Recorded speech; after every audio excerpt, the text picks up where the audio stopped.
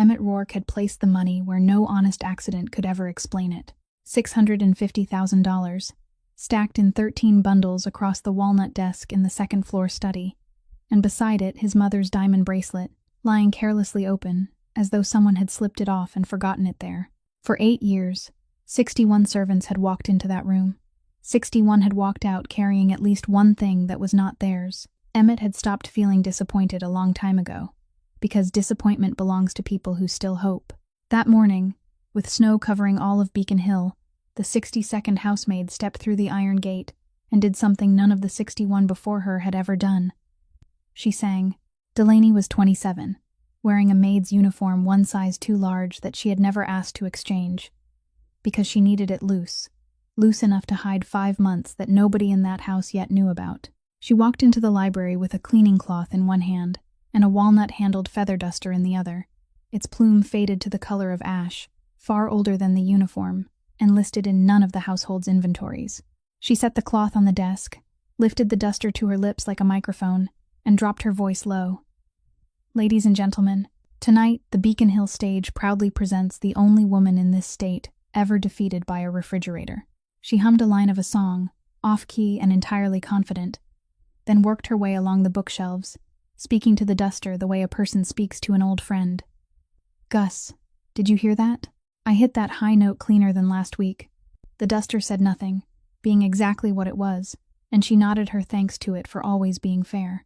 The library ceiling rose high above her. The crystal chandelier hung there like a block of ice melting very slowly, and the stone fireplace was wide enough to hold her bed, her table, and probably the whole servants' room they had shown her the night before. She looked up at it for a long moment, then whispered that somebody woke up every morning and saw all of this. Not in a movie, but for real. Then she came back to the desk, raised the duster to her lips once more, and her voice sank. Listen, Gus. 3 months. Enough for the hospital bills, enough for a crib, and then we disappear from here before anyone looks too closely at this apron, and before I get the chance to ask him about my husband. The room went still for exactly 2 heartbeats. Then behind her, 4 steps away, a man's voice spoke low, dry, and not the least bit surprised. Ask me what, exactly? Delaney spun around. Emmett Rourke stood in the doorway, snow still resting on the shoulders of his black coat, and she did not need to ask how long he had been standing there, because the answer was already waiting in his eyes. He had heard every word from the first one. The duster slipped from her hand and fell to the rug. Gus, she whispered, her eyes never leaving the man in front of her. We've made history, fired before breakfast. If this story reaches something in you, leave a like, share it with someone you think needs to hear it, drop us a comment, and subscribe to our channel to walk the rest of Delaney's road with us. He said nothing more about the husband. He only looked down at the carpet, where the feather duster lay tipped on its side, then said curtly that she was to pick it up and follow him. Delaney bent down. Her fingers touched the wooden handle, and she realized her hand was colder than the floor beneath her. She stood, tucked the feather duster into the crook of her arm the way someone might cradle a sleeping child, and followed. He walked ahead without looking back even once. The second-floor hallway was longer and darker than she had imagined, lined on both sides with framed portraits of men who had been dead for years, all of them wearing the same expression as they stared straight at anyone passing by. Not friendly, not hostile, simply judging. Delaney counted her steps so she wouldn't have to think. 1, 2, 3. She had counted like that in a hospital waiting room 7 months earlier, when they told her to sit down, when the plastic chair felt cold beneath her thighs, and she kept counting because if she stopped, she would have to hear whatever sentence came next. 4, 5. She thought about the bag in the servants' room, the bag she hadn't even finished unpacking. She thought about folding the uniform and laying it neatly on the bed, because her mother had taught her long ago that when people throw you out, the only thing you still get to keep is the way you walk through the door. 6, 7. She thought about the woman at the employment agency, the woman who had picked up her application and told her that house was difficult, that they went through staff constantly, and if she thought she could handle it, she was welcome to try. Delaney had smiled and said she could handle it. She had lied about a great many things during that interview. And now, walking behind this man, she understood that every lie eventually came due with interest. Her heart was beating in a strange place, not in her chest, but just beneath her jaw, pounding hard enough that she was afraid he might hear it. She lifted a hand to straighten her collar, an old habit, then dropped it the moment she realized what she was doing. He didn't tell her to walk faster. He didn't slow down for her either. He simply kept the same steady pace, as though he had walked this hallway thousands of times and knew exactly how many steps it took to reach the end. There, he stopped in front of a dark wooden door. Delaney halted 3 steps behind him, her hand tightening around the handle of the feather duster. She already had a sentence prepared in her head. She was going to say she was sorry for talking about private matters in someone else's home, that she would pack her things in 15 minutes, that she hadn't taken anything that belonged to anyone. She had arranged every word carefully, the way you place dishes in a cupboard so they wouldn't break. But he didn't ask. He slid a key into the lock, turned it once, pushed the door open, then stepped aside. He told her to clean this room. There was nothing in his voice, no anger, no mockery, not even the smallest measure of concern people might show a piece of furniture. Delaney looked up at him, waiting for one more sentence, any sentence at all. He said nothing else. He slipped his hands into the pockets of his coat, turned, and walked back down the hallway. The snow on his shoulders had melted some time earlier, leaving 2 dark patches on the black fabric. She listened as the sound of his shoes grew fainter, steady, never slowing for even a single step. Then there was silence. Delaney stood before the open doorway and let out a long breath she hadn't realized she'd been holding. She placed a hand over her stomach for only a second, then lowered it again. She whispered to the feather duster that it looked as though they still had a job, and that the next time she felt like singing, she would do it inside her head. She straightened her apron, drew in a breath, and crossed the threshold with the bearing of someone who had just been acquitted. She took exactly 3 steps. Then she stopped. The feather duster in her hand lowered very slowly until the feathers brushed the carpet. The smile vanished from her lips completely, extinguished the way a candle goes out when someone closes a window. There, right before her on the dark wood, lay the test Emmett Rourke had left for 61 before her. The stacks of cash, clean and quiet in the pale morning light, and beside them, the open diamond bracelet. She didn't step forward. She didn't step back either. She remained exactly where she was, 3 steps inside the doorway, and felt the blood in her body slow in a strange way, like water in a pipe in the middle of a winter night. Her right hand, the one holding the feather duster, began to tremble. Not much, just enough to make the feathers stir softly against the carpet. And she looked down at them for a long time, as though if she stared long enough, the trembling might stop on its own. It didn't. In her mind, for reasons she couldn't understand, the first thing that appeared wasn't the amount of money on the desk but another number, one she had memorized so completely that she no longer needed to look at the paper. The number printed in bold in the lower right corner of the pale blue bill she kept in the bottom drawer beneath the towels, where she wouldn't have to see it every day. 18,400. She had made 3 payments, each one so small that someone had called to remind her that at this rate, it would take years. Then she thought about the appointment slip for the following week, held to the refrigerator door by a lemon-shaped magnet, and remembered sitting in the waiting room the last time, calculating in her head how long it would take to save enough if she skipped dinner every night. Then she thought about the crib. It sat in the second-hand shop on the corner, made of pine that had yellowed with age, one rail loose in a way she knew she could fix in 10 minutes. She had walked past that store 3 times. 3 times she had stopped outside and looked through the glass, then kept walking, because she knew that if she went inside, she would have to ask the price. And if she asked the price, she would have to hear the answer. Delaney closed her eyes. When she opened them again, the money was still there. It hadn't gone anywhere. It hadn't vanished the way money vanished in the dreams she sometimes had near the end of the month. She lifted her left hand and placed it over her stomach. This time not for 1 second, but longer. And she said very softly, so softly that even she could barely hear herself, that Mama wasn't going to get rich, sweetheart. Mama had tried, and she wasn't very good at that. But there was one thing Mama could do, and that was make sure you didn't grow up on money that would make her look down at the floor every time anyone mentioned it later. When she finished speaking, she lowered her hand. Then she leaned the feather duster carefully against the leg of the desk, with the handle facing outward, and began to work. She didn't dust the desk first. She pulled the stacks of money closer together, used both hands to straighten the edges of the bills, picked up the ones that had shifted out of place, and slid them back where they belonged. Several bills had fallen from one stack onto the carpet. She bent down, picked them up one at a time, brushed the dust from them with the back of her hand, and put them back. She counted. She counted slowly, her lips moving, and then counted a second time because she had lost her place at the 9th stack the first time. When she was finished, she stepped back half a pace and looked at the desk with the eyes of someone who had just straightened a shelf in a store, neither satisfied nor regretful, simply checking to see whether everything was in order. Then she reached into the pocket of her apron and took out the worn little notebook she used to record her working hours and the week's expenses. She opened it to a blank page and wrote. She wrote that she had found this amount of cash on the desk in the second-floor study, that she had counted it and arranged it neatly, and she recorded the exact number of stacks. She signed her name underneath, Delaney Marsh. Her signature trembled slightly on the final letter. She tore out the page, folded it in half, and was about to place it on top when her hand touched something lying near the edge of the desk. The bracelet. She picked it up and immediately noticed the broken clasp. One side of the catch bent out of shape so it couldn't fasten properly, and she understood why it had been left open like that. Without even thinking, she sat down on the edge of the chair, pulled a hairpin from her hair, straightened one end, and slipped it into the bent part of the clasp. Her hands did the work on their own, without needing her permission.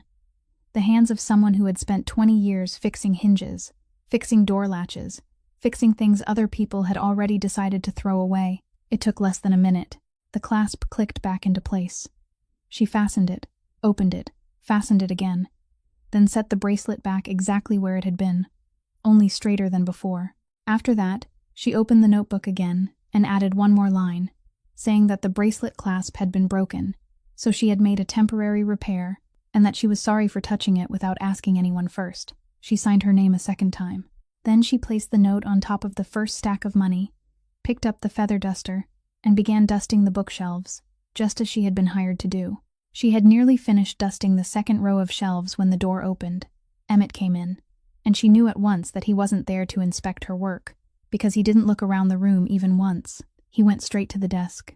He stood there, looking down at its surface for a long time, longer than necessary for a man who only wanted to make sure the money was still there, then picked up the folded sheet of paper.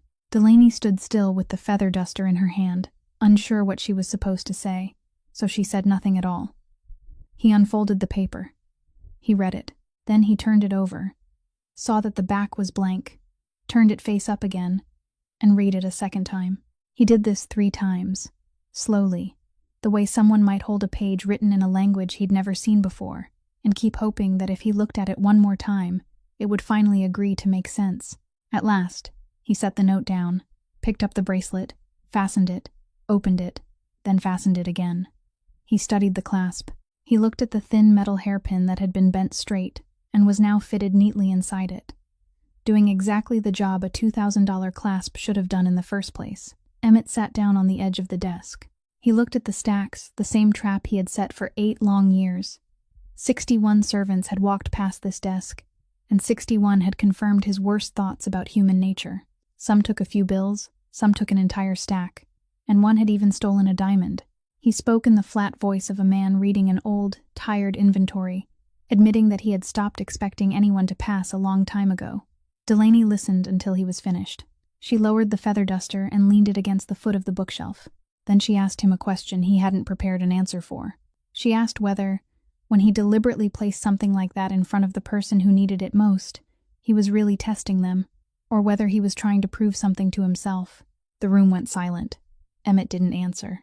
She went on, more gently now, saying that she wasn't judging him. She only thought that a man who spent 8 years doing the same thing must have wanted a very particular answer, and if 61 attempts had all produced the same result, then perhaps the problem was with the question rather than with the people answering it. He looked at her. He looked at her for so long that she began to think she had said too much, and was standing at the edge of unemployment for the second time that same morning. But all he did was stand, fold her note into quarters, and slip it into the inside pocket of his coat. Then he told her that starting tomorrow, she wouldn't be cleaning rooms anymore. She asked what she would be doing instead. He said she would manage everything in the house, the servants' schedules, supplies, repairmen, everything that happened within those 4 walls. Delaney asked if he was certain, because she had been there for exactly 1 morning and had already managed to drop a feather duster onto his carpet. He said he was certain. Then he left the room. That afternoon, Her personnel file was transferred from the management office to the internal department, so her position could be changed, accompanied by a copy of her identification and her original application. The final person with authority to approve it sat alone in his private office on the ground floor, opened the file, and stopped at the very first line. He didn't read the section about experience. He didn't read the salary information. He looked at the surname printed there, Marsh, and sat motionless for a long time with the pen in his hand. Then he signed, closed the file, and placed it in the bottom drawer, instead of sending it on as he normally would. The kitchen sat at the end of the ground floor hallway, and it was the only place in the house that held real warmth, not the kind that drifted from vents hidden inside the walls, but the warmth rising from a pot that was actually boiling. Ruth Ellery stood beside the stove, her back slightly bent, her sleeves rolled to the elbows, and she didn't turn when Delaney came in. She only told her to sit down, then ladled out a bowl of soup and set it in front of her. Delaney thanked her.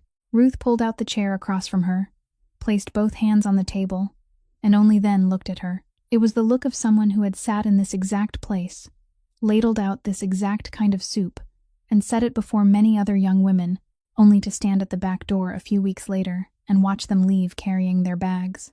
She asked Delaney how old she was. Delaney said 27. She asked if Delaney had been doing this kind of work for long. Delaney said not very long. Ruth nodded, then said she had only one piece of advice to give, and whether Delaney wanted to listen was up to her. In this house, people who saw less lasted longer. People who heard too much had to learn how to forget quickly. And silence wasn't a matter of politeness. Silence was a survival skill. Delaney picked up her spoon and said she understood. Ruth watched her for another moment, then told her to eat before it got cold. Just then, footsteps came running down the hallway, and a little boy burst into the kitchen, his hair tousled and his cheeks flushed from having just come in from the yard. Ruth sighed and introduced him as Beau, her grandson, then told him to say hello to Miss Delaney properly. Beau greeted her very loudly, then spotted the feather duster propped in the corner and stopped dead to stare at it. He asked why it was so old. Delaney said because it had been working longer than she had. Beau asked if it had a name. Delaney said it did. Its name was Gus. The boy nodded solemnly, wearing the expression of someone who had just been given an extremely important piece of information, then reached into his pocket, pulled out a sheet covered with glittering plastic stars, peeled one off, and stuck it directly onto the wooden handle. He announced that Gus was a rock star now, and rock stars had to have stars on them. Everybody knew that. Ruth told him not to go sticking things on other people's belongings, but Delaney had already picked up the feather duster and was turning it beneath the kitchen light, studying the crooked little plastic star stuck slightly off-center on the worn walnut handle. And she laughed. The sound escaped before she could stop it, brief and a little hoarse, and she heard it with the strange feeling of listening to somebody else's voice, because it was the first time in 7 months. After the laughter faded, she sat still for a while, one hand still wrapped around the wooden handle, and Ruth watched her without saying a word. Beau ran off, leaving the sheet of stars on the table. That afternoon, Delaney began learning the job, and the first thing she had to learn was the control panel mounted on the hallway wall, the thing that seemed to operate almost everything in the house, through tiny symbols with no words beneath them. Ruth showed her 2 buttons. Delaney pressed the third. An alarm screamed through all 3 floors, so piercing that Delaney instinctively raised the feather duster over her head and froze in the middle of the hallway in that exact position. A door flew open upstairs. Footsteps came pounding down the stairs, and Emmett appeared on the landing, one hand still fastening his cuff, his eyes sweeping the hallway for whatever threat had entered his house. What he found instead was his new household manager crouched beneath a faded bunch of feathers decorated with a plastic star, declaring with complete conviction that the control panel had attacked first. He stood perfectly still for 1 beat. Then he laughed. Not the faint curl of the mouth people sometimes saw from him during long dinners, but a real laugh, one that came from deep in his chest and forced him to reach for the stair rail to steady himself. The alarm was still blaring. No one turned it off. Ruth stood in the kitchen doorway with a dishcloth still in her hand, and she didn't move. She had spent 30 years in this house. She had heard his father's voice, the voices of guests, doors closing, cars pulling away from the gates before dawn. She had never heard this sound. She watched Emmett laugh, then looked toward the young woman holding the feather duster, and the hand gripping the cloth tightened slightly, without Ruth herself even realizing it. A few days later, Once Delaney had begun to remember where the linens were kept and had learned the delivery schedule. Someone told her to bring coffee up to the formal dining room. She made all 8 cups, arranged them on a silver tray, and as she walked, she was still going over in her head the list of things that needed to be ordered for the following week. The dining room door was partly closed. She nudged it open with her hip and stepped inside, forgetting the very first thing Ruth had told her, that in this house, no door was ever to be opened without knocking first. She made it half a step into the room and stopped. No one inside was eating. 6 men stood along the length of the room, their arms hanging at their sides, and no one was speaking. In the middle of the carpet, a 7th man was on his knees. He looked to be somewhere in his 40s, wearing a heavy work coat, and his knit cap lay on the floor beside his knee as though he had taken it off himself. At the head of the table sat Emmett. He didn't stand. He didn't brace his hands on the table. He didn't do any of the things an angry man might normally do.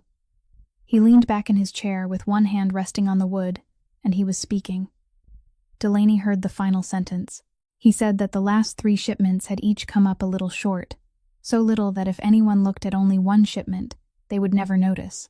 But he didn't look at one shipment at a time. He looked at the whole year. The man kneeling on the floor began talking very quickly, stumbling over his words, saying he would pay it back, that he had only borrowed it for a little while, that he was asking for one chance.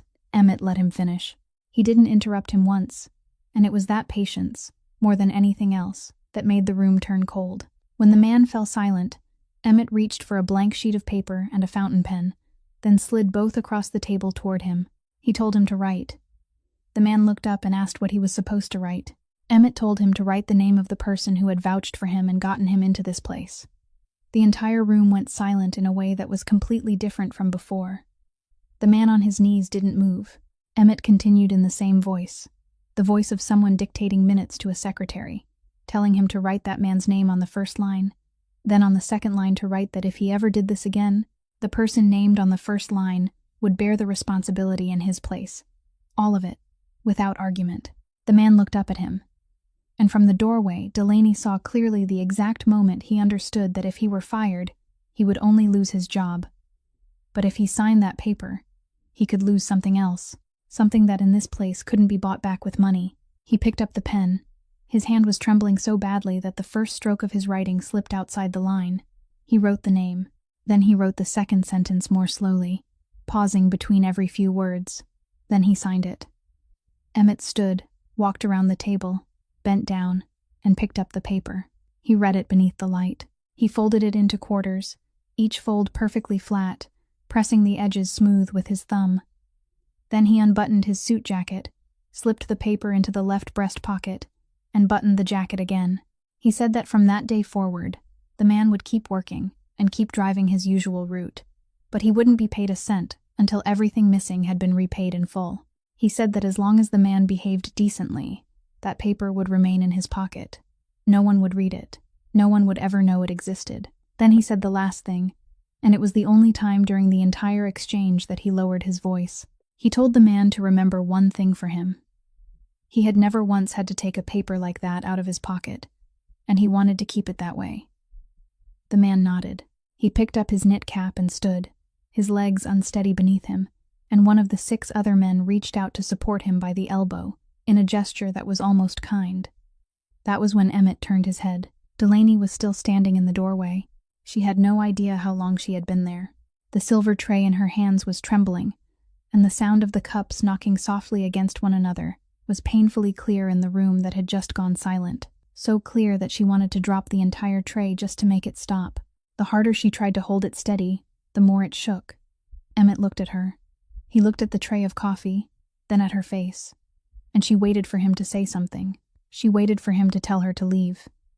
She waited for him to explain. She waited for anything at all. He said nothing. He only looked at her for a few seconds, then turned away, pulled out his chair, sat down, and told the others to continue.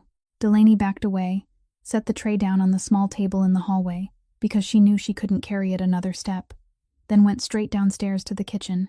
That night, she lay in the servant's room with both arms wrapped around the feather duster against her chest, the way she had once held a teddy bear as a child, her eyes open and fixed on the ceiling, and for the first time since the day she had walked through those iron gates, She understood, with absolute clarity, whose roof she was sleeping under. The woman arrived one afternoon, when no one had her on the schedule. Delaney was checking an order in the foyer when she heard the click of heels against the marble, and by the time she looked up, the door was already open.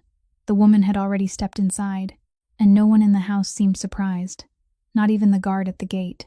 She slipped off her fur coat and held it out toward Delaney without looking at her. The way someone might hand a coat to a hook on the wall, Delaney took it. The woman walked into the sitting room on her own, sat down in the chair closest to the fireplace, and only after she had settled herself did she turn and look at Delaney for the first time. She smiled brightly and told her to pour a drink. The one from the cabinet on the right, not the one on the left. Delaney said yes. Ruth stood in the kitchen doorway with a towel in her hand and didn't come in. The woman asked if Delaney was new, then without waiting for an answer, went on to say that this house went through people quickly, so she should make sure she remembered where everything was kept, but there was no need to remember names, because those changed too. She said it in the voice of someone giving directions to a stranger, kindly, without the slightest edge to it. And that was exactly why the words sank in more slowly and stayed longer. Delaney poured the wine. Emmett came in just as she was setting the glass on the table. He didn't greet her. He asked Sloane what she was doing there. She said she had been passing by. He said this house wasn't on anyone's way to somewhere else. Sloane laughed, turned the glass lightly on the tabletop, and said he was still the same, always needing a reason for everything, then told Delaney to stay nearby so she could pour another drink later. Emmett said no. He said she managed this house, not Sloane's glass, and if Sloane wanted more wine, the cabinet was directly behind her. The sentence fell into the sitting room and stayed there. Sloane was still smiling, but for one brief moment the corner of her mouth tightened, so briefly that Delaney wondered if she had imagined it. Then Sloane said, "Of course. Sorry." She had forgotten herself. She reached for the wineglass. Her hand touched the stem, tipped it slightly, and the crystal glass slid off the edge of the table, struck the marble floor, and shattered. Wine splashed onto Delaney's stockings. Sloane raised a hand to her mouth and said, "Oh dear, I'm so clumsy." Delaney knelt down. She picked up each piece one by one, carefully, even the tiny slivers that someone might step on the following week if she missed them. She gathered everything before looking up. She said accidents happened all the time, ma'am, in every house. Then paused for a beat and added that especially the ones prepared carefully in advance, because those always seem to fall exactly where they were meant to. Sloane looked at her. This time she truly looked, not through her, and the look lasted long enough for Delaney to know that somewhere, somehow, her name had just been entered into a ledger. Then Sloane smiled, said this one had a clever tongue, stood, took back her coat, and left without saying goodbye to anyone. The sound of her heels faded down the hall and disappeared beyond the gate. Emmett remained by the window. He stood there for a long time after the car was gone, both hands clasped behind his back, staring out at the white grounds beyond the glass, motionless, until Delaney had gathered the broken crystal into a sheet of newspaper and folded it closed. She stood, and because she could no longer bear the silence, she asked who that woman was. He didn't turn around. He said she was a clause. Delaney didn't understand, so he continued, more slowly, saying she was a clause in a contract his father had signed when Emmett was still too young to know how to write his own name, and some contracts couldn't be torn up. A person could only live until their term expired. Then he told her to go wash her hands, because a shard of crystal could cut her without her noticing. It was the first thing he had ever said to her that sounded like concern, and he said it in the voice of a man who had already seen something coming that he wasn't yet willing to name. There was one night when the cold became so severe that the water in the pipes outside froze, and dinner in the formal dining room was served as it always was. One place setting, one chair, one candle. Delaney had carried the tray upstairs and brought it back down again almost untouched. But that night, while everyone in the kitchen was sitting around the long wooden table scarred with countless knife marks, eating their own meal, the kitchen door opened and Emmett walked in. No one had time to stand. He told them to stay seated. Then he went to the cupboard himself, took out a plate, and the plate he chose was the one with a chip missing from the rim, the one the servants always kept aside because no one wanted to use it. He pulled out a chair and sat in the empty place at the end of the table, right beside Beau. Ruth stood by the stove with the ladle still in her hand, and she didn't move. She had been standing inside this house longer than the curtains had hung at its windows, and in all those years she had never seen anyone with the name Rourke sit down at this table. The first part of the meal passed in an awkward silence, everyone eating so quietly that the sound of spoons touching plates could be heard. Then Bo, the only person in the kitchen who didn't know there was anything he was supposed to be afraid of, turned to Emmett and asked if he knew how to make gingerbread cookies. Emmett said no. The boy said that in that case, he would teach him, because it was easy, and he grabbed Emmett by the hand and pulled him to his feet. Ruth was about to intervene, but Emmett was already standing. Bo climbed onto a chair, handed him a star-shaped cookie cutter, showed him how to press it down into the dough, and warned him sternly that he had to press firmly, because if he only pressed halfway, it wouldn't work. Emmett pressed firmly. Bo told him that was good. Then the two of them put the tray into the oven, and Bo assigned Emmett the job of watching the time, a responsibility Emmett accepted with the grave seriousness of a man who had just been entrusted with an important shipment. And 10 minutes later, the entire kitchen was full of smoke. The batch had burned completely black. Bo cried out that he had told him he was supposed to keep watch. Emmett looked at the tray, then said that he had been watching. He had simply been watching the wrong thing. The whole kitchen laughed. The kitchen assistant laughed first, then the gardener, then Delaney, and finally even Ruth laughed, still holding the ladle in her hand, and she turned her face away so no one would see her eyes. Bo managed to rescue 3 cookies from one corner of the tray that were still edible, arranged them on a small plate, and ran all the way upstairs to eat them by himself because, as he put it, there were too many grown-ups downstairs. The sound of his footsteps faded along the wooden staircase. About half an hour later, after everyone had finished cleaning up, Delaney took Emmett's coat upstairs to hang it away. The dressing room was at the end of the second-floor hallway, and she opened the closet, looking for an empty space among the rows of dark suits hanging perfectly straight. She moved several garments aside to make room, and her hand touched something that didn't belong with the rest. It was a heavy cloth coat, faded moss green, cut in a style from many years before, the collar worn thin, one button replaced with another that didn't match. It had belonged to a young man, and it was noticeably smaller than the suits hanging around it. Delaney pulled it out slightly, only to make enough room to hang Emmett's coat. His voice came from behind her, and for the first time since she had arrived in this house, he raised it. He told her, "Hands off it." Only 3 words, but they made her jump and let go at once, and the hanger struck the side of the closet with a dry, sharp knock.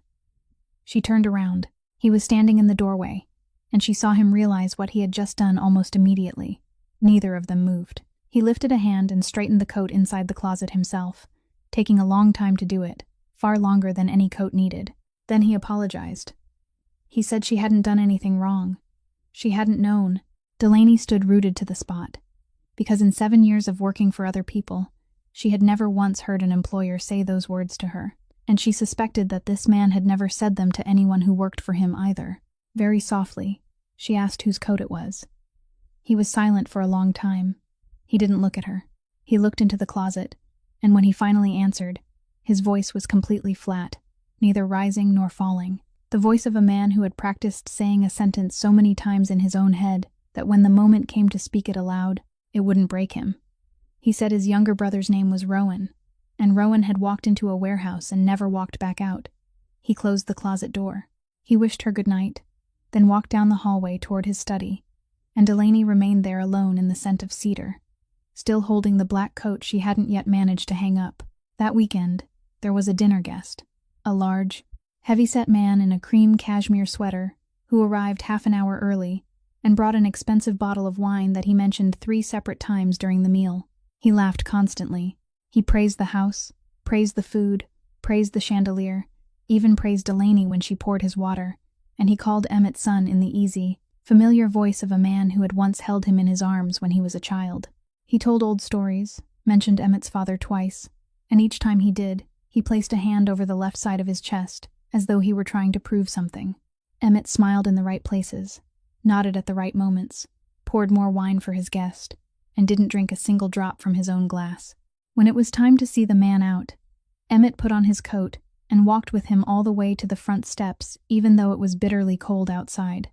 He shook the man's hand with both of his. He said the roads were slick and told him to drive carefully. The man laughed loudly, slapped Emmett on the shoulder, then climbed into his car. Delaney stood in the foyer with a stack of plates she had just cleared from the table, and she watched the door close, heard the lock click into place. Emmett took off his coat. He didn't turn toward the man standing closest to him and lower his voice. He spoke normally, loudly enough for everyone in the foyer to hear, and said that beginning tomorrow morning, every one of that man's shipping routes was to be cut off. The other man asked whether they should give him advance notice. Emmett said no. He said, "Leave everything alone. Don't call him. Don't send him anything. Just let him go down to the docks in the morning and discover for himself that no containers were coming, then wait for him to call back." Delaney froze. The stack of plates in her hands suddenly felt twice as heavy. She thought about the slap on the shoulder outside on the steps, about the handshake with both hands, about the wish for a safe drive that hadn't even had time to disappear into the cold air. Emmett turned around. He looked directly at her, and this time it was entirely different from that night in the dining room, because this time he had known she was standing there before he ever opened his mouth, and he had chosen to say it in front of her. He said she should know who he was. Then he added, "Better late than never, Delaney." He picked up his coat and walked upstairs, neither quickly nor slowly. Delaney remained alone in the foyer with the stack of plates, and she realized that her hands weren't trembling. That was what frightened her most. That night, she went back to the servants' room, took a hot shower until the cold had left her bones, then sat on the edge of the bed with her old phone in her hand. She opened it and went straight to the message thread she never deleted and never admitted to herself that she still opened. The conversation ended at the final message, sent one evening, with nothing beneath it. He had written that he would probably be home late that night and that she shouldn't wait for him to eat dinner. Then directly below it was another message, typed more hurriedly, with one misspelled word he hadn't had time to correct. He had written that if she got lonely, she should pick up Gus and sing him a song, and not to break him. Delaney read those two messages. Then she read them again. She had read them so many times that she knew exactly where the misspelled word sat on the screen, and every time she read them, she felt the same familiar ache somewhere behind her breastbone, the ache of knowing that these were his final words to her and that they had been a joke. She looked toward the feather duster standing in the corner of the room, its feathers faded with age. Bo's plastic star stuck slightly crooked on the wooden handle. She didn't understand why he had told her not to break it. She had never understood. She turned off the screen, placed the phone face down on the nightstand, and lay back in the darkness with her eyes open, listening to the wind outside the window. He didn't ask her a single question about it, but that morning he said he had business in the neighborhood near the hospital, and if she needed to go anywhere around there, she could ride with him and save herself the trouble. Delaney looked at him. She had never told anyone in the house about the appointment slip stuck to the refrigerator door. She had never told anyone that she had planned to take 2 buses and then walk the rest of the way through the snow. She said yes, and she didn't ask what business he had there. He didn't speak during the drive. When they arrived, he didn't get out with her. He got out afterward, and he followed her all the way into the maternity ward hallway, with snow still clinging to the shoulders of his black coat, then sat down on the row of plastic chairs outside among the other husbands holding their wives' handbags. No one knew who he was. Inside the examination room, they told Delaney to lie down and lift her shirt, and she lay there staring up at the square ceiling tiles. When the probe touched her stomach, a sound filled the room. Fast, steady, urgent. The rhythm that made her hold her breath every time she heard it because it was so much faster than an adult heartbeat. The door was partly open. Delaney turned her head, and through the narrow gap she saw him. He had risen from his chair. He stood in the hallway without coming inside, one hand lifted and resting against the doorframe, and he remained exactly like that for as long as the sound of the heartbeat carried out into the hall. He didn't look into the room. He only stood there with one hand against the wooden frame, his head slightly bowed, like a man listening to music he had no right to hear. When she came out, he was sitting in the same chair again, looking at his wristwatch. He asked if she was finished. She said she was. He asked nothing more. On the drive back, darkness fell quickly, and the snow began blowing sideways. The car climbed onto the bridge. Yellow lights on the poles slipped backward across the windows. Then headlights appeared behind them, much too close. One car pulled alongside on the left. Another came from nowhere and cut in on the right. Emmett accelerated. The car on the left pressed closer. There was a long, shrill sound of metal grinding against metal. The rear window shattered. Snow and freezing wind rushed into the car. Emmett released the steering wheel with his right hand, reached that arm across the seat, pressed it down over Delaney, covering her head and neck completely, and forced her to bend low against his thigh. He drove with his left hand. She couldn't see anything anymore. She could only hear the engine roaring, the tires sliding across the ice, that screaming sound she would remember for the rest of her life. The impact against the side of the car, then the whole world tilted. The car slammed into the bridge railing, bounced, spun sideways, and stopped in the middle of the lane, with its front end facing back into the wind. The windshield had cracked into a white spiderweb. The headlights were still on, cutting sideways through the snow, blowing across the bridge. The two other cars didn't stop. They sped past and vanished into the white curtain at the far end of the bridge. Emmett unfastened his seatbelt. He shoved at the door. It was jammed. He drove his shoulder into it and pushed again. Then he went around the front of the car, opened Delaney's door, and released her seatbelt with fingers that had already gone numb from the cold. He pulled her out. She could stand. The wind drove snow into both their faces. He put an arm around her and helped her toward the end of the bridge, guiding her carefully over the ice. And after only a few steps, he stopped, turned her to face him, and gripped her shoulders with both hands. A line of blood ran from his hairline down his temple. Snow fell into it and melted. He didn't wipe it away. He didn't ask whether she was hurt. He asked whether her stomach hurt. Delaney stammered. He said, "Look at me. Look at me. Does your stomach hurt? Does it hurt down low? Answer me." She said no, it didn't hurt, and she heard her own voice break on the final word. He straightened, let out a long breath, and only then lifted the back of his hand and wiped it across his forehead. The ambulance arrived before the police did. At the clinic, they kept her lying down for nearly an hour, measuring, listening, checking, and then an older doctor pulled a chair beside the bed and told her, in the calm voice of someone who had said these words thousands of times, that the baby's heartbeat was strong. There were no signs of anything abnormal. Both mother and baby were fine, and she only needed to rest for a few days. Delaney nodded. She thanked him. Then she lay perfectly still for a long time after the doctor left. Emmett stood at the far end of the hallway, speaking on the phone, the white bandage on his forehead glaring beneath the lights. Delaney watched him through the doorway, and as warmth slowly returned to her body, a thought inside her began to turn colder and colder. She thought about the fact that he hadn't told anyone where he was taking her. She thought about the fact that someone else had arranged his schedule for that day. She thought about how, on a bridge that long, those two cars had known exactly where to wait. They made her rest for 3 days. Ruth brought food all the way up to the servants' room twice a day, and on the third day she didn't leave immediately after setting down the tray. She pulled out a chair, sat down, laced her hands together, and stayed that way in silence for a long while. Delaney asked if something was wrong. Ruth said she was trying to decide whether to tell her something she had carried inside herself for many years, and then added that at her age, a person began to fear taking something to the grave more than they feared speaking it aloud. Then she asked Delaney if she knew why there had been money on the desk in the second-floor study. Delaney said she did. The master of the house had already told her. Ruth nodded slowly. She said that yes, he had told her, but he hadn't told her the beginning, because he believed the beginning belonged to him. Delaney didn't understand. Ruth looked down at her hands and said that the test hadn't been his idea. The air in the room seemed to thicken. She told Delaney that after what happened to Rowan, the house had gone silent for months. Emmett wouldn't eat, wouldn't see anyone, and during those months, there had been one man who was always there, always sitting beside him, always knowing the right thing to say at the right moment. That man was Garrett Doyle. Then one day, he offered a piece of advice that sounded perfectly reasonable. He said what had happened was because someone inside the house couldn't be trusted. That from then on, if Emmett wanted to let anyone new in, he had to know for certain, and the only way to know for certain was to test them. He told him to place something valuable in front of them. If they took it, get rid of them. If they didn't, keep them. Nothing lost. Ruth said that at the time, it had sounded sensible. She had thought it was sensible too.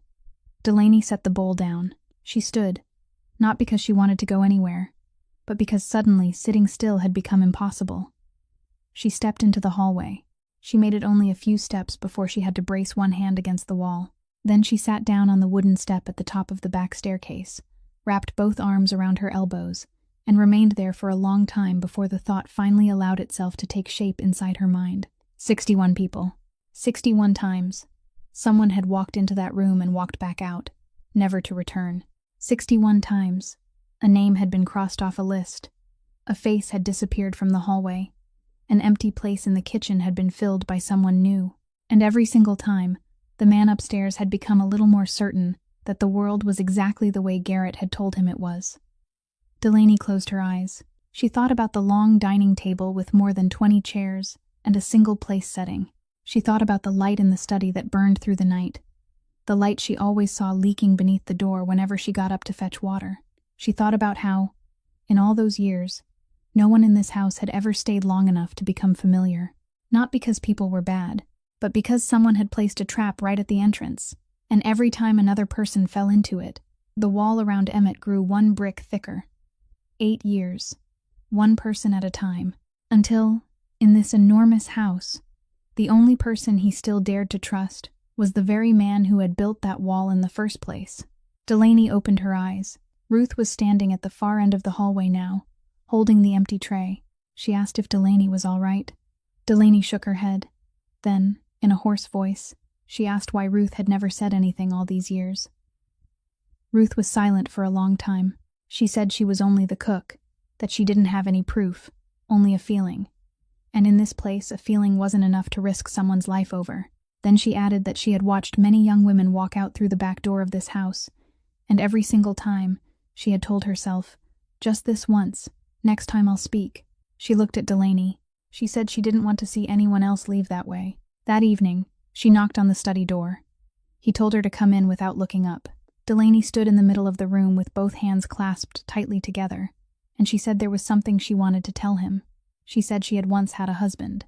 She said he had worked at the docks, keeping records of cargo moving in and out, and one night he hadn't come home, and they had told her it was an accident during unloading. Emmett set down his pen. She said nothing more about the name on her paperwork, said nothing about why she was here, and he didn't ask. He only asked which warehouse. She said warehouse number 9. He sat in silence for a long time. Then he told her to go back to her room and rest. The next morning, they began going through the records from warehouse number 9 again, and the name that surfaced was Wade Fenner, the night shift warehouse supervisor, the last man to sign off on the slip from that night. They brought him to the house. Delaney stood in the hallway and watched him pass, a thin man with thinning hair, wearing a company coat with a frayed collar, and he walked right past her without knowing who she was. Inside the room, he cried. She could hear him through the closed door, and what she heard wasn't the crying of a man who had been caught, but the crying of someone who didn't understand what was happening to him. He swore that he had only signed where people told him to sign. He said he hadn't read it, because in 20 years no one had ever told him he was supposed to. When they brought him back out, Delaney told Emmett that she believed him. He asked why. She said because she had spent her whole life standing on the other side of doors like these, and guilty people told their stories very clearly, while innocent people always stumbled over their words. Emmett said he had spent his whole life standing on this side of doors like these, and the people who were most afraid were always the ones who had taken money. 3 days later, Fenner didn't show up for work. His house was locked. His car was still in the garage. People said he had left the city sometime during the night. That afternoon, as darkness was beginning to fall and the snow started again, the gatekeeper called the house and said there was a woman outside the gates, asking to see her. Delaney put on her coat and went out. The woman stood beyond the iron fence without a hat, her hair wet and flattened by snow, both arms wrapped around a cloth bag held against her chest. She looked to be somewhere in her 40s, wore a thin coat, and had been standing there long enough for a white layer of snow to gather across her shoulders. She didn't shout. She didn't pound on the fence. She only asked if Delaney was the woman who managed the house. Delaney said yes. The woman nodded, then stood silent for a moment, as though waiting for something inside herself to pass. Then she asked Delaney a question. She asked whether Delaney had ever stood in her own kitchen as evening came down, with the pot still on the stove and the lights still burning, and suddenly realized that she no longer knew who she was waiting for. Delaney couldn't answer. She stood there in the snow and felt all the blood in her body drain toward her feet, because she had stood exactly like that once, 7 months earlier, and she had stood there for exactly 3 hours before someone rang the doorbell. The woman studied her closely, and perhaps she saw the answer on Delaney's face, because her voice softened a little. She said her husband had left instructions. She opened the cloth bag and took out a small phone, a cheap one with a black plastic case, and nothing in it except a blank contact list. She passed it through the bars of the fence, She said he had told her that if he didn't come home, she was to give this to the woman who had made Mr.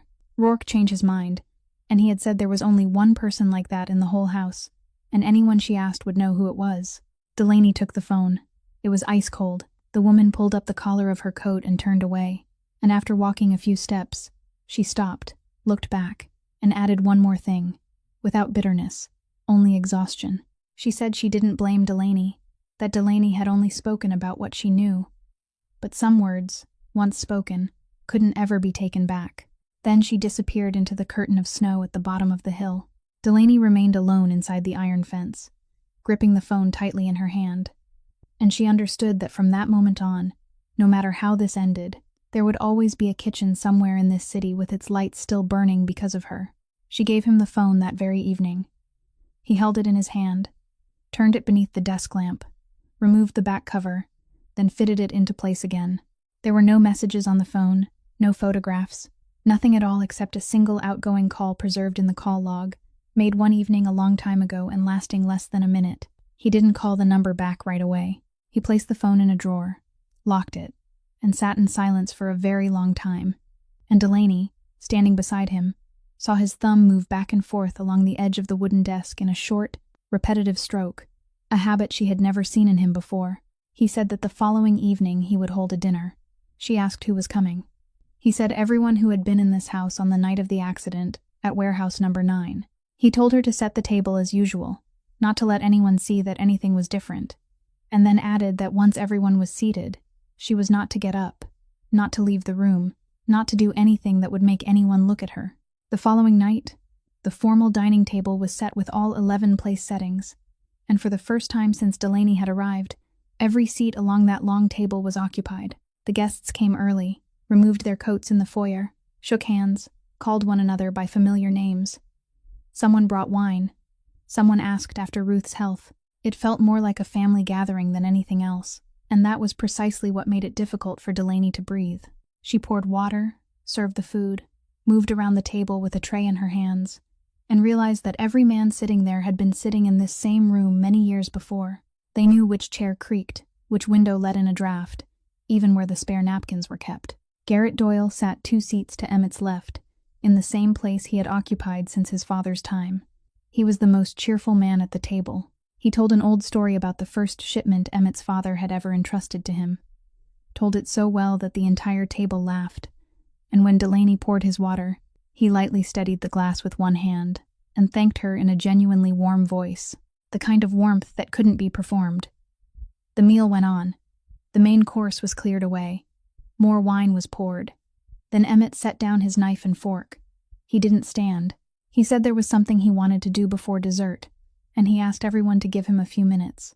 He reached into the inside pocket of his jacket and took out a small phone with a black plastic casing. He placed it on the table beside his wineglass and left it there for several seconds, long enough for everyone to notice it. No one asked a question. Someone was still finishing a laugh from the story told moments earlier. Then the laughter slowly died when no one joined in. Emmett said the phone had been found after a warehouse supervisor left the city. He said there was only one outgoing call stored on it, and that call had been made on the exact night something happened at warehouse number 9. He said he didn't know who the number on the other end belonged to, and he hadn't asked anyone, because he believed there were some things a man ought to do for himself. No one moved. Delaney stood in the corner of the room with the tray in her hands, and she could feel her heartbeat pounding deep inside her ears. Emmett picked up the phone. He opened the call log. He pressed redial. Then he set the phone back on the table with the screen facing down and leaned back in his chair. There wasn't a sound left in the dining room except the fire crackling in the hearth and the soft tap of snow against the window panes. No one looked at anyone else. One man stared down at his plate. Another looked toward the window. 1 second passed. 2 seconds. 3 seconds. Then a phone began to ring. It didn't ring in the hallway. It didn't ring downstairs in the kitchen.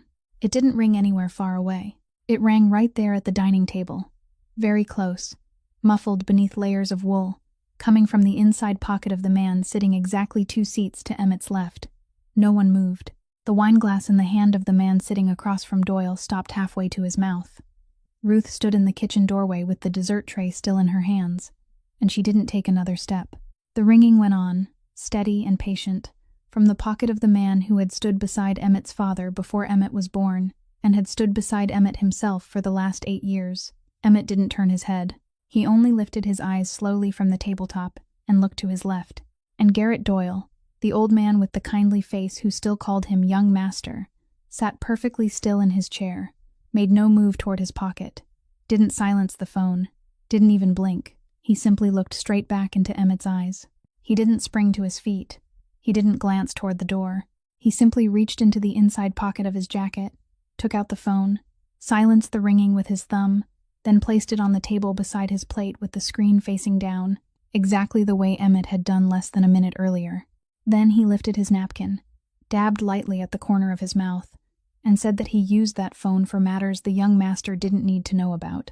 He said that in 30 years of doing this work, he had used dozens of phones like it, and if someone brought out every one of them now and called the numbers back, half the men sitting at this table would have something ringing in their pockets. Someone shifted slightly in his chair. No one spoke. Emmett asked who he had called that night. Doyle said he didn't remember. Emmett asked again, more slowly, who he had called on the night something happened at warehouse number 9. Doyle lowered his napkin. He looked around the table once, studying every face, and when he spoke again, he was no longer speaking only to Emmett. He was speaking to the entire room. He said he had been sitting in that chair before the young master knew how to walk. He said he had stood at the young master's father's right hand for 22 years, and in all that time, he had never once been interrogated in the middle of dinner. Then he said something everyone at that table knew was true, that by the rules of this house, if anyone wanted to move against a man in his position, they had to bring the evidence before the council, lay it on the table, and let everyone see it, hear it, and decide together. He said those rules had been established by the young master's own father, and he remembered very clearly because he had been there that day. Then he picked up his phone, slipped it back into his pocket, and said in that same old warm voice that this was how such things were done, not by presenting them in front of a dinner table with a servant standing in the corner. Young master. Delaney stood frozen. She felt all 10 men at that table remember at the same moment that she was there. Emmett didn't look at her. He sat very straight with both hands resting on the tabletop, and in those few seconds Delaney saw something on his face she had never seen before. It wasn't anger. It was the calculation of a man counting how many people in that room would stand with him if he gave an order right then, and realizing when he reached the end that the number wasn't enough. He said fine. He said Doyle would have his counsel. Doyle nodded and said that was more like it, then pushed back his chair, stood, and did something that sent a colder chill through the table than anything that had happened before. He walked around behind Emmett, placed a hand on his shoulder, gave it a gentle squeeze exactly like an uncle might, and said that he wasn't eating enough and had been looking thin lately. Then he walked toward the door. He stopped in the foyer, put on his coat, carefully fastened every button, and before stepping out into the snow, he even turned back to say goodnight to Ruth and thank her for the meal. The door closed. No one at the table said anything. One by one, the guests stood, offered their thanks, put on their coats, and left. And within 15 minutes, the room held nothing but a long table covered with uncleared plates and 11 chairs pushed out of place. Ruth told Delaney to leave everything and clean it in the morning. But Delaney cleaned anyway. She cleared each plate one at a time, very slowly, because she didn't know where she was supposed to go if she stopped moving. When she carried the final stack of dishes past the study, she saw that the door was slightly open and there were no lights on inside. She stopped. Emmett sat in the darkness. He wasn't reading. He wasn't writing. He wasn't calling anyone. He was only sitting in his chair with the dying fire casting a faint light across one side of his face. She stood at the threshold and asked if he needed anything. He said no. Then he added, without looking at her, that people thought having power meant they could do whatever they wanted. But power was really a house, and every house had walls, and walls kept out the people outside, just as surely as they trapped the people within. He said he had to wait. Delaney asked how long. He said as long as it took, until he had enough to put on the table. She carried the stack of dishes down to the kitchen, and as she walked, she thought that the waiting wasn't his alone. It also belonged to the man who had just walked out through that door. And that man didn't need much time. Toward the end of that winter, there was a fundraising gala that the city's families took turns hosting, and that year, the Rourke family name was on it. Delaney went along in her role as household manager to oversee the kitchen and the service, and she wore a long gray dress Ruth had borrowed from somewhere, loose around the waist, loose enough that she could stand through the entire evening without anyone looking too closely. The ballroom was blazing with light. There were more than 100 people. A string ensemble played in one corner. Glasses touched softly against one another, and laughter rose from people who had spent their lives learning how to laugh in rooms like this. Sloane arrived late, dressed in ivory, and went straight to Emmett, where she remained for a long time. Doyle arrived even before the host. He shook hands all around the room, asked after everyone, remembered the name of every guest's wife, and smiled so often that Delaney, watching him from the edge of the room, felt a chill move down her spine. Halfway through the evening, the host was invited to say a few words. Emmett took the microphone, offered a brief thank you, spoke about the fund, spoke about the hard winter in the Harbor District, then lowered the microphone. Doyle stepped forward. No one stopped him, because for 30 years he had always been the man who gave the second speech at gatherings like this. He made a few humorous remarks about Emmett's father that drew laughter from the room. Then he said there was something he wanted to address that evening, something he had considered for a very long time, and he apologized in advance if it spoiled the gathering, but there were certain things that a man as old as he was felt obligated to say in front of everyone, not privately behind a closed door. The laughter slowly died. Somewhere, someone set a glass down on a table a little too hard.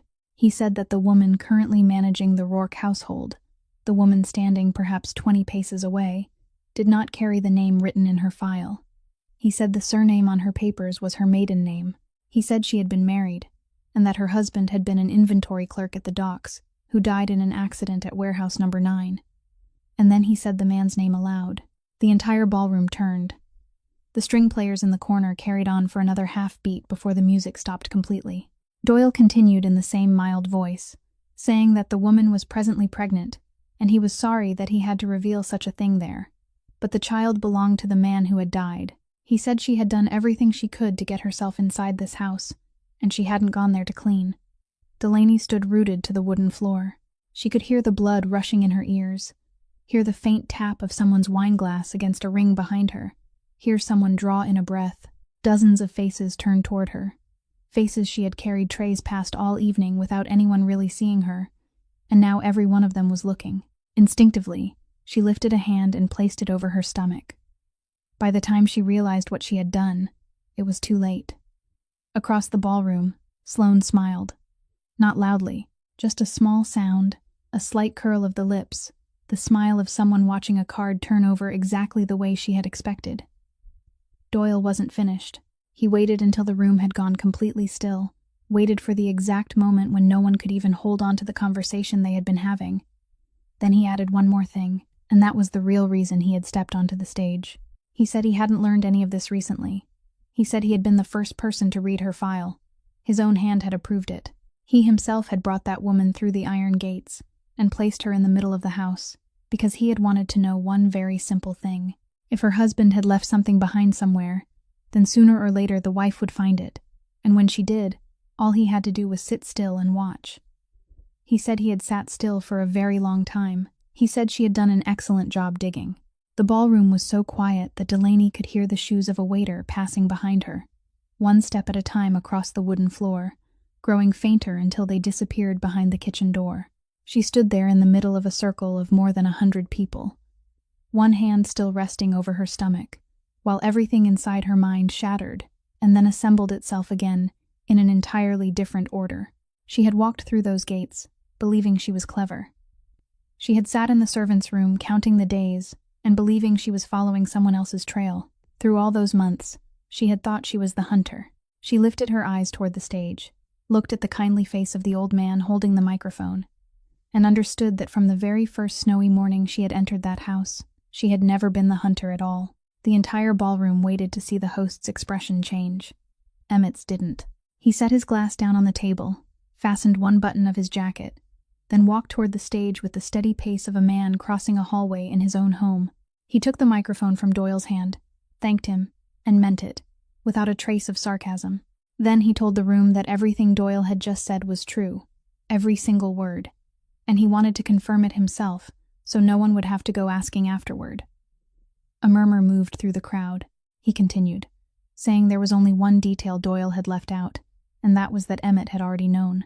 He spoke briefly about a snowy night on a bridge, about 2 cars trapping him between them, and he said that night, when he stood in the snow and realized that the first question out of his mouth hadn't been whether he himself was hurt, he understood that he needed to know who he had just risked his life for. He said he had people look into it again.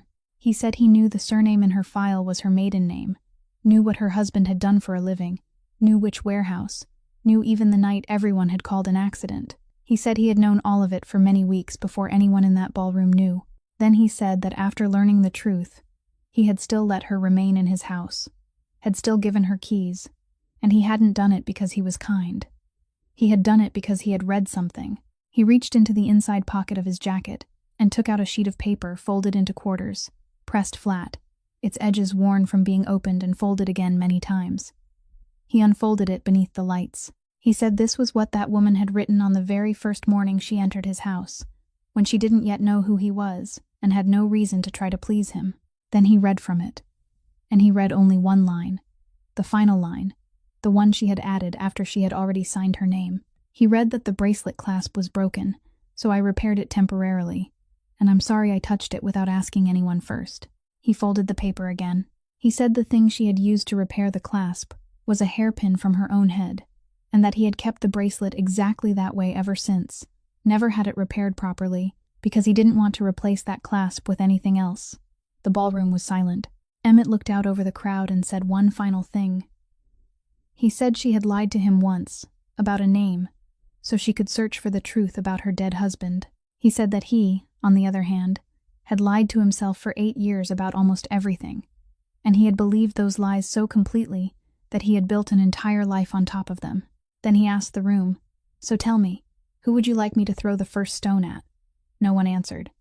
Someone turned their face away. The musicians in the corner didn't dare begin playing again. Emmett set down the microphone, stepped off the platform, walked straight through the crowd as people moved aside for him, and stopped in front of Delaney. He didn't say anything. He simply held out his hand. She looked at it for a few seconds, then placed her own hand in his, and together they walked out onto the balcony. Outside, the snow was falling very lightly, settling in a fine layer over the stone railing, while the noise from the ballroom faded behind the glass doors into something distant and indistinct. Delaney stood gripping the railing, and she cried. She cried silently, without making a sound, only her shoulders trembling. He didn't try to comfort her. He stood beside her and waited. When she was finally able to speak, she told him about Caleb. She told him they had married in another county because it was cheaper, that he had worked as a carpenter before taking the job at the docks, that he had a habit of reshaping the handles of everything in their home, because he always said that if a wooden handle didn't fit your hand, every job felt twice as heavy. She told him the feather duster had been his wedding gift to her, a joke of a gift, and that he had reshaped the walnut handle himself, then carved a clumsy sentence into the underside, crooked, deeper in some places and shallower in others. She said the words read, "When you hold this, don't hold on to sorrow." She said that for the past 7 months she had been holding it, and holding on to the sorrow too, and she didn't know which one she was supposed to put down first. Emmett looked at her for a long time. Then he lifted a hand, brushed a snow-dampened strand of hair away from her cheek, bent down, and kissed her. The kiss was brief, and there was nothing hurried in it. When he drew back, her eyes were still closed. Behind the glass doors, the ballroom slowly came back to life. Wine was poured again. The musicians began playing again, and not one of the more than 100 people inside looked toward the balcony. Only one person did. He stood inside with a glass in his hand, his face still kind, and he watched for a very long time. He came the following afternoon, when almost no one was left in the house, and he didn't use the front door. Delaney was folding linens in the servants' room when the door opened, and there he stood, still wearing the same wool coat, still carrying that same kindly face, with a thick envelope in one hand. He asked if she minded if he sat down. She said the room wasn't hers, so he could make himself comfortable. He sat on the edge of the bed, placed the envelope on the table, pushed it toward her, and said this was an offer, not a threat, and he hoped she understood the difference between the two. He said there was enough money inside for her to leave the city, rent a decent place to live, and have her baby without having to think about a single bill. There was only one condition. She had to leave before the baby was born, and she had to leave for good. He added that he wasn't saying this as her enemy. He was saying it as an old man who had watched too many women become trapped in the middle of men's affairs. Delaney looked at the envelope. She didn't open it. She said that for 7 years, she had worked for other people and allowed them to put a price on her by the hour, and she had accepted that because it was her labor. She sold her work, so she took the money. Then she said the name she would give her child wasn't her labor. It didn't have an hourly price, and she wouldn't let anyone pay for it, not even him. She pushed the envelope back across the table. He sat quietly for a moment, nodded, then picked it up and said he was very sorry. And when he said it, he sounded as though he meant it. He reached the door and stopped without turning around. He said there were things a mother ought to know how to fear, Delaney. Then he left. That evening, when Emmett returned, Delaney told him everything from beginning to end, adding nothing and leaving nothing out. He was holding a cup of tea. He listened until she was finished. He set the cup down on its saucer, neither hard nor gently, then reached up and adjusted the cuff of his left sleeve, doing it very slowly, and Delaney realized that this was what he did when he needed a few seconds to keep his voice level. He called one of his men into the room. He said that beginning the next morning, every door in this city was to close to Garrett Doyle. Banks, the docks, restaurants tied to this house, hotels, every place where a phone call from Emmett still carried weight. The man asked if they needed to give a reason. Emmett said no reason was necessary. Then he added, much more quietly, that Doyle had gone all the way into the room of a pregnant woman under his roof and put money on the table. And in this line of work there were lines that, once crossed, left no road back. Doyle had just crossed one. Delaney stood in the doorway and heard every word. She waited for the familiar cold to travel down her spine the way it had the other 2 times. It didn't come. She stood there with one hand resting on her stomach and realized that this time, that power wasn't turning toward her. It was standing in front of her. At midnight, the fire alarm screamed through the house. Delaney shot upright, and the first thing she did wasn't run outside. She grabbed her phone and called Ruth. Ruth answered after 3 rings, her voice thick with sleep, and said that she and Beau were at her in-laws' house outside the city. Just as they had planned at the beginning of the week, the boy was fast asleep. What was wrong? Delaney said nothing was wrong, and told her to go back to sleep. Only then did she run out. The greenhouse at the far end of the garden was burning. Flames crawled along the iron frame. Glass burst and cracked in sharp little explosions, and the snow around it had melted into a black circle. People from the house were running out with hoses and foam extinguishers. No one was trapped inside, because no one ever went in there at night. Delaney stood on the steps, watching the flames.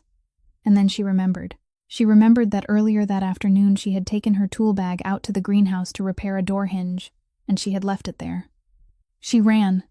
Someone shouted after her. She went around the back, where the fire hadn't spread yet, and managed to drag the cloth bag out through the broken glass. She pulled it several dozen steps across the snow, before dropping to her knees and opening it. The feather duster was inside. The feathers on one side had been scorched, curled into blackened clumps, and the wooden handle had snapped in 2, broken clean across, just beneath the place where Beau's plastic star had been stuck, the star now warped and partially melted. Delaney sank down into the snow.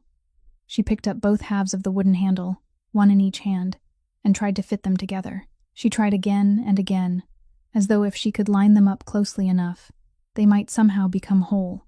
Then she pulled both broken pieces against her chest and cried out loud for the first time since the day someone had rung the bell at her door. Behind her, the fire kept burning, and people kept shouting to one another as they fought it. No one looked toward her. Delaney cried for a long time before she realized there was something beneath her knee. She looked down. On the white snow, fallen from the exact place where the wooden handle had broken, lay a small brass key darkened with age, with 3 digits stamped into its head. The 3 digits stamped into the head of the key were 114. The following morning, they went looking, and they found it in a row of storage lockers inside the long-distance bus terminal, a row that thousands of people passed every day without ever noticing. Emmett stood a few steps behind her. Delaney slid the key into the lock. It fit at once. There was only one thing inside, a dark blue hardbound ledger, the kind of inventory book issued to workers at the docks, its corners curled, part of the stitching along the spine already coming loose. She took it out, sat down on a row of plastic seats in the terminal, surrounded by the sound of departure announcements and suitcase wheels rolling over tile, and opened it. Caleb's handwriting filled every page, small letters leaning slightly to the right, lined up neatly the way they always were when he kept records.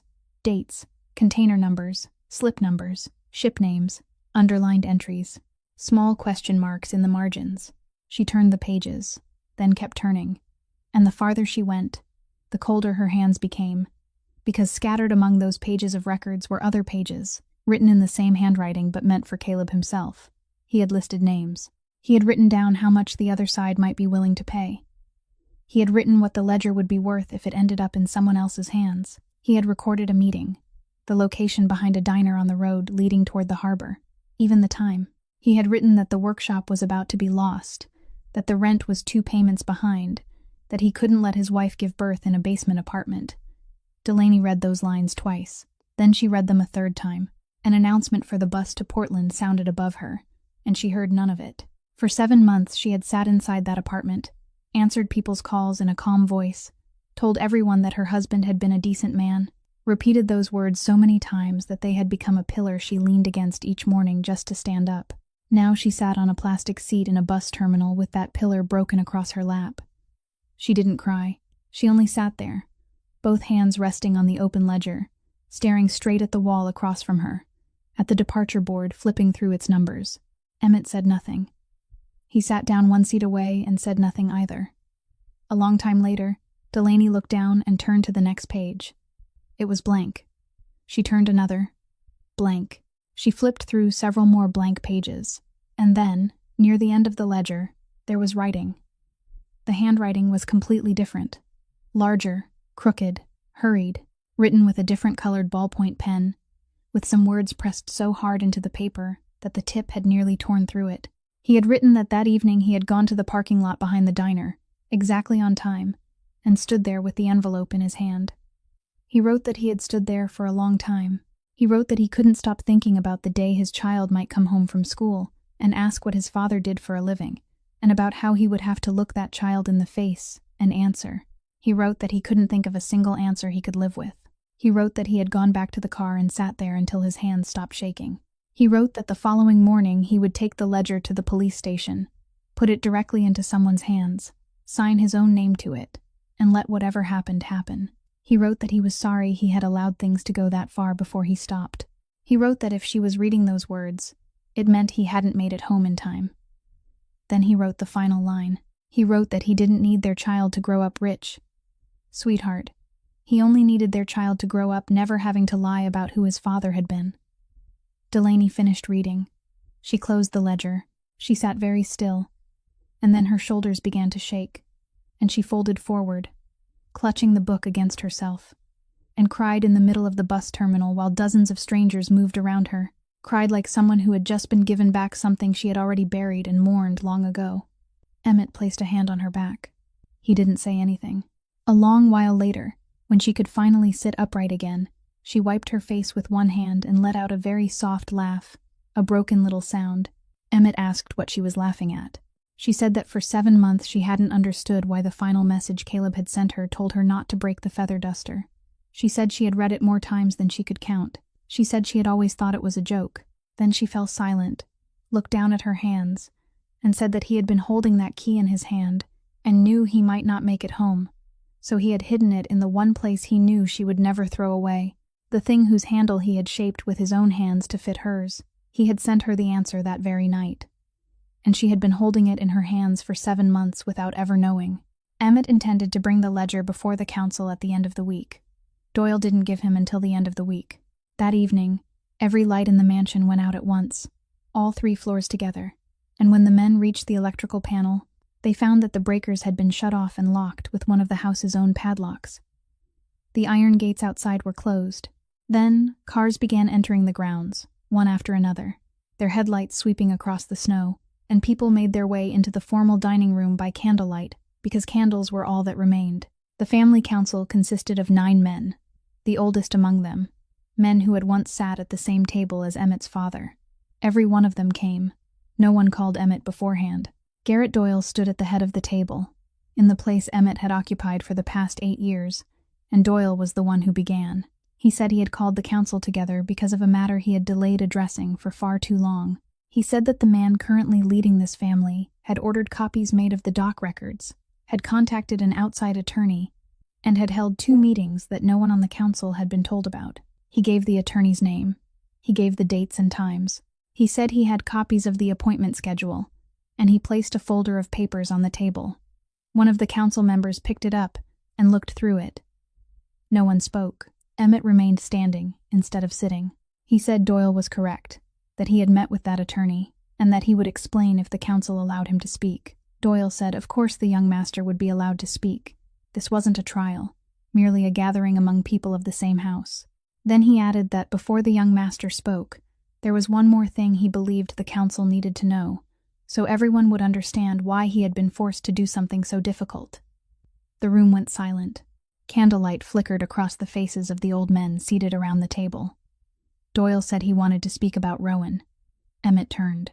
Doyle said that 8 years earlier, after what happened, the young master had found a name, and the young master had dealt with that name in his own way, and everyone in this house knew the matter had been settled. He said every man sitting there still remembered the man's name. Then he said that man hadn't done anything. He didn't say it loudly. He didn't say it with triumph. He said it calmly, with the calm of a man who had held this card in his hand for 8 years and had already calculated the exact second when it needed to be turned over. He said that on that night, the person who called Rowan and told him to go to the warehouse had been Doyle himself. He said the person who told Rowan not to mention it to his older brother, because it was only a small matter, that he should simply go and come back, had also been Doyle. He said he had stood in the front yard and watched Rowan walk inside. Then he stopped speaking. There was no sound left in the formal dining room except the soft burning of the candles. Emmett didn't move.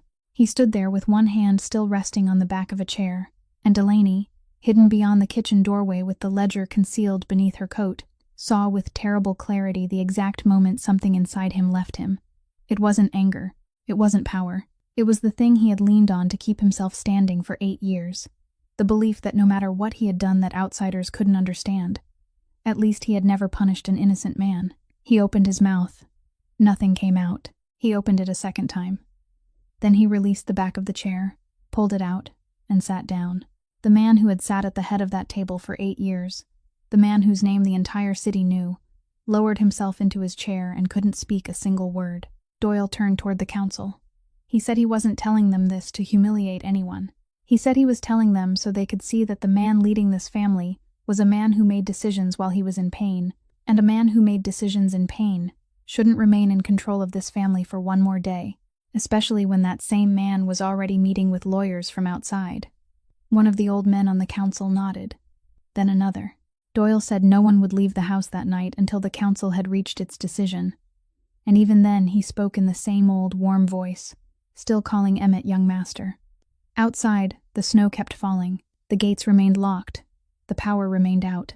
And in the dark kitchen, behind the partly open doorway, Delaney stood perfectly still, one hand holding her stomach, the other pressing the dark blue ledger tightly against her chest, while the 9 men sat around the candlelit table discussing what should be done with the man who led the family.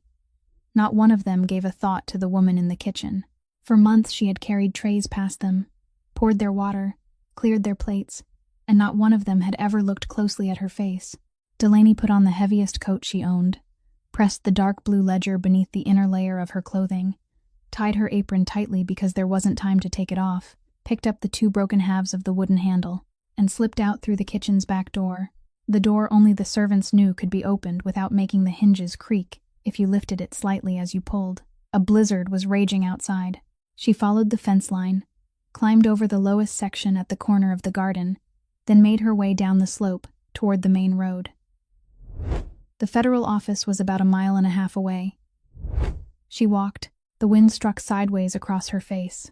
Snow came up to her ankles, and she moved very slowly because she had to keep one hand beneath her stomach, stopping every few dozen steps to catch her breath. Headlights swept across her from behind. She pressed herself toward the roadside, her heart pounding all the way up into her throat. The car slowed, pulled alongside her, and the window came down.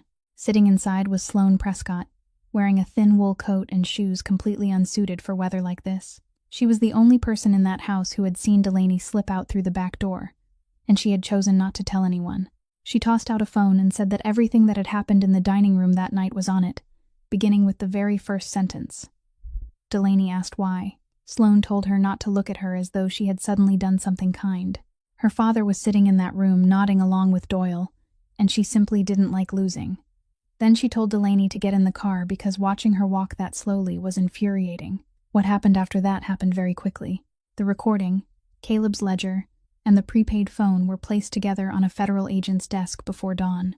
Garrett Doyle was prosecuted and received a heavy sentence, and at his final hearing he sat alone, without a single one of the people who had once called him uncle or treated him like family sitting behind him. Sloane's father was sentenced as well.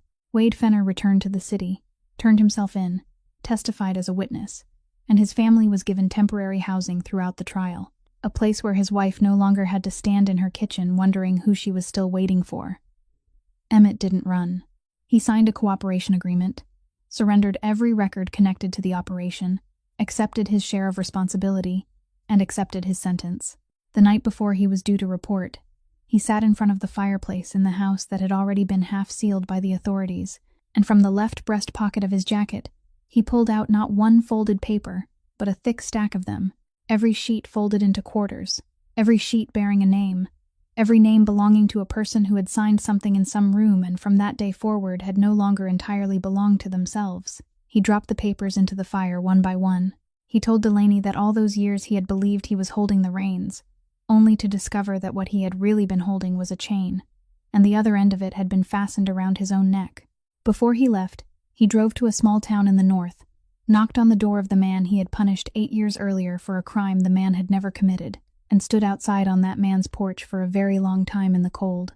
That spring, Delaney gave birth to a daughter. From prison, Emmett wrote letters by hand, one after another, to every person on the list of 61 names he had ordered his people to find again, and every letter began with the same apology. 14 months later, the gate opened. He walked out wearing clothes that weren't his, without a house, without an account, without a single thing that the city had once known him for, and in his hand he carried only one worn sheet of paper, a drawing a little boy had once made of 4 people standing side by side, before warning that he had accidentally drawn one person too many, and asking Delaney not to tell anyone. Delaney was waiting across the road, holding the baby wrapped in a thick blanket, and in her other hand she carried a new feather duster with a walnut handle she had shaped herself. There is now a small furniture restoration shop in South Boston, its front windows misted with condensation in the mornings, where they repair chairs, cabinets, and door frames that other people have decided to throw away. Most of the craftspeople there are women, and most of those women once cleaned other people's homes for a living. On the wall behind the counter hang the 2 scorched halves of the old wooden handle, placed side by side exactly where they broke. Beau is much taller now, and he was given the job of sticking a star onto the shop's new sign. He put it on slightly crooked, and no one in the workshop allows anyone to take it off. Some people spend their entire lives waiting for a chance to begin again, and some are given that chance but are too afraid to accept it, because beginning again always costs you something you already have. A person's dignity isn't measured by how much money they earn, but by the things they refuse to take when no one is watching, and kindness is never too late. It is simply always more expensive than we imagine. If this story touched your heart, please subscribe to our channel, leave a like, and share it so that each day we can continue listening together to more meaningful stories. How did Delaney and Emmett's journey make you feel? If you were in her place, would you choose to leave or to stay? Please leave a few words in the comments so we can hear what you truly feel in your heart. We wish everyone watching this video good health, a joyful life, and peace in every day ahead. Goodbye, and we look forward to seeing you again in the next video.